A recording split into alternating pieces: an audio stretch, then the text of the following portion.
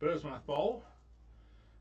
Turned out this bit of lilac that's a bit split, so I'm not quite sure how it's going to go. I've marked down the centre and transferred it across to the centres on the outside. I'll just pop a couple of little centre marks in there. The piece of wood is about 120mm and about 120mm that way and about 100mm that way, oval. Right, got it between centres, tightened up, tightened up, tightened up.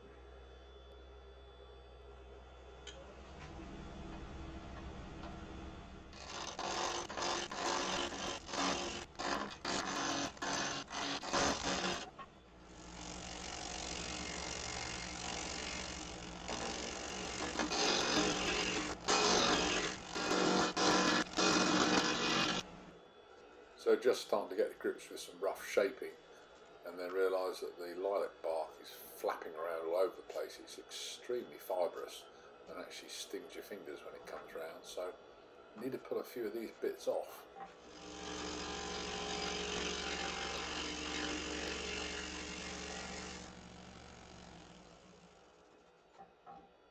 Well, there you go.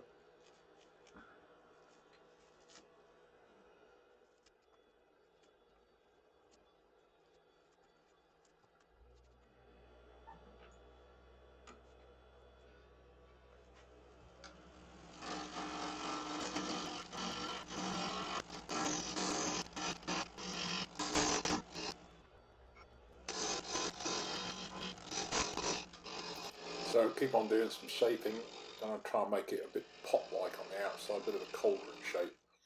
But those bark strands are really irritating.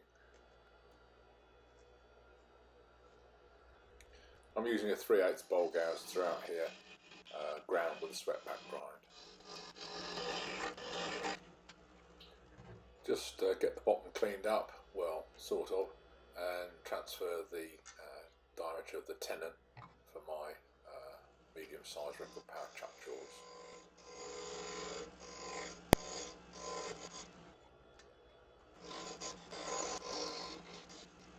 And then using the parting tool, just creating a small shoulder for the chuck jaws to rest against.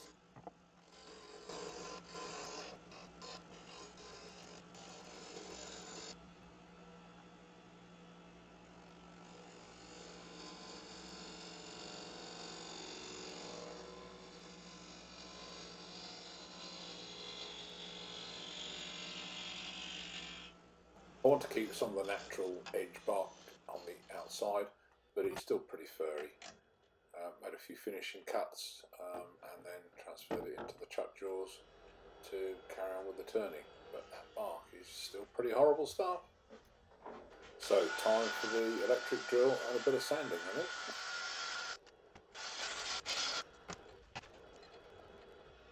So ready now to hollow out the middle. Just start a bit with the 3/8 bowl gouge and then pretty quickly transfer to use the Forstner bit to take a chunk out of the middle. You can see that there are quite a number of cracks in the wood, which at various times I've had to stop and fill with super glue and coffee grounds or sawdust. Didn't film doing that because it's a bit boring, but you can see the net result at the end of the day with the dark infill matter.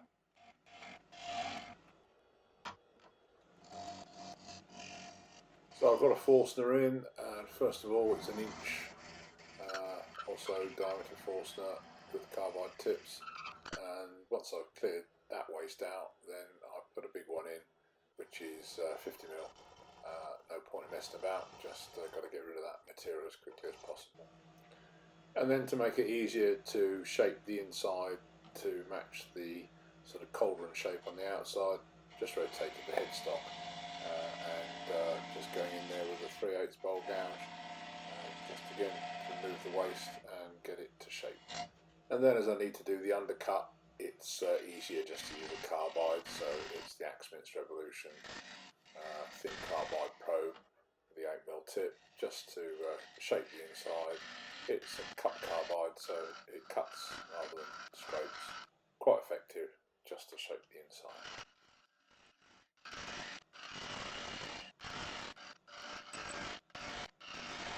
And then just to take out a few of the ridges on the inside, I'm using, well, the tool I had to hand, which was the Crown MIDI Revolution with a scraper tip on it.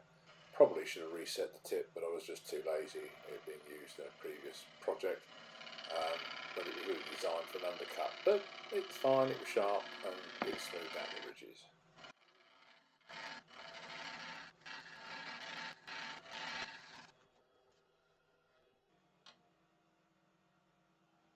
And then just a little traditional scraper with a negative rake on it, just to get into those edges, which I would have got in more easily if I'd reset the scraper tip on the previous tool. But again, I couldn't be bothered, just picked up what I got to hand.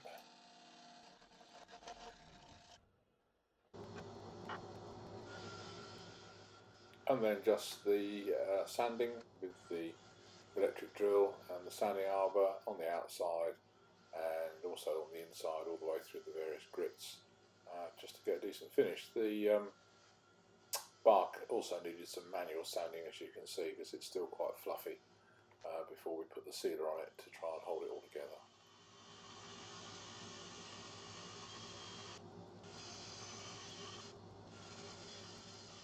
So once I'd finished sanding, it was all sealed with chestnut sanding sealer, cellular sanding sealer, and then Yorkshire grit put on and buffed up with that before putting some wax on top of that. So I put a coat of Hampshire Sheen High Gloss on, but at this point I think I lost my sense of proportion. I thought I'd try some of the electric blue finishing wax as well, just to highlight some of the features in the wood, which I thought might look quite nice. All it tended to do was to highlight the imperfections and make a bit of a mess of it. So it went on, and then in due course it was mainly taken off. I used Wood Wax 22 as a sort of almost a removal coat, and re-waxed it with that, and took most of the electric blue off before I then parted it off. So there we have it. Just need to sand off the bottom off the lathe.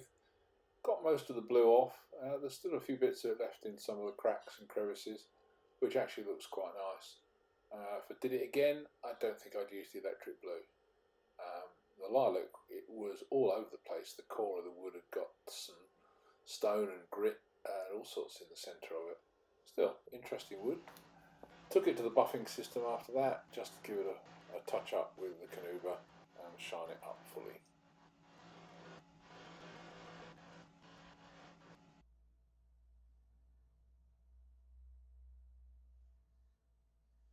And there we have it, a small natural edged bird's mouth bowl. You can see the little open beak appearance, finished in Canuba from a piece of lilac. With electric blue wax highlights in the cracks and in the bark features. Probably would have left it out if I did it again. It would have been better just in the natural finish, I think.